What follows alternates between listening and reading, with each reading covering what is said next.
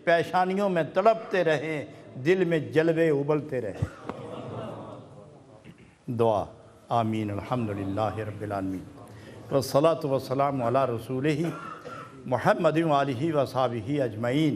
الہ العالمین آج کی اس محفل کو اپنی بارگاہ میں نبی اکرم رؤوف الرحیم صلی اللہ علیہ وسلم کے طفیل قبول فرما لے اور سب کے سینے دل دماغ روشن فرما۔ جہاں جہاں تک نور ٹی وی دیکھنے والے لوگ ہیں، جہاں تک یہ آواز پہنچ رہی ہے، سب کے سینوں پر نور کی بارش کر دے، سب کے دماغ اور دل کملی والے کے قدموں میں پہنچا دے۔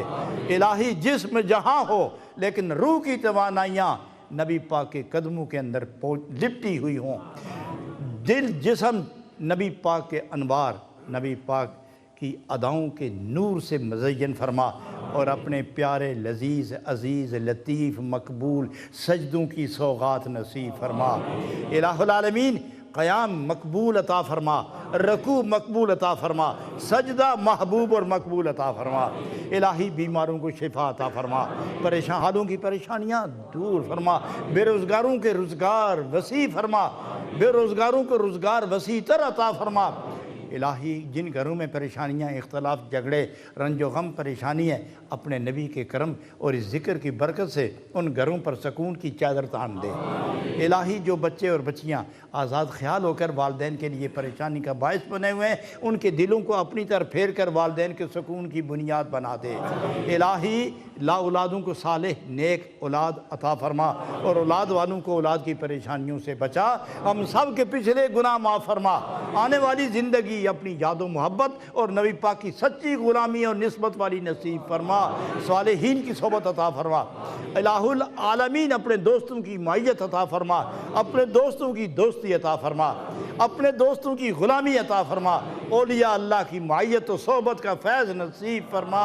ربنا تقبل منا انک انت السمیع العلیم وتب علینا انک انت التواب الرحیم۔ خلفائے اعظام، پیران اعظام اور جتنے بھی سلسلے کے پیران اعظام ہیں، اللہ ان کے درجات بلند فرما اور ان کے جس قدر خلفاء جہاں جہاں ہیں، اللہ ان کے فیض میں وسعت عطا فرما، ان کی زندگی میں برکت ودیت فرما، ان کے پاس بیٹھنے والوں کے دلوں کو بھی منور فرما اور اس محفل میں چھوٹے بچے، جوان اور بزرگ میرے ساتھی تمام سب پر اللہ کریم یکساں رحمت نازل فرما۔